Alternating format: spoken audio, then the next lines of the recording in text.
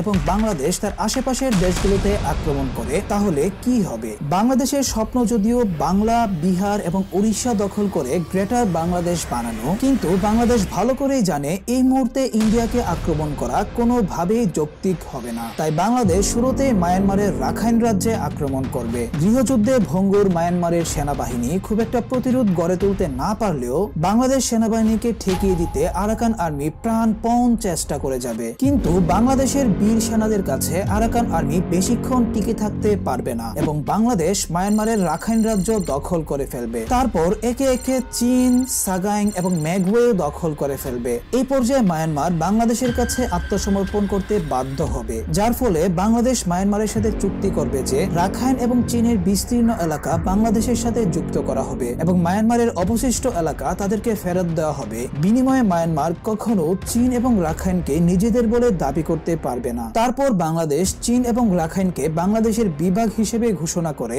সেখানে রোহিঙ্গা জনগোষ্ঠীকে স্থানান্তর করবে।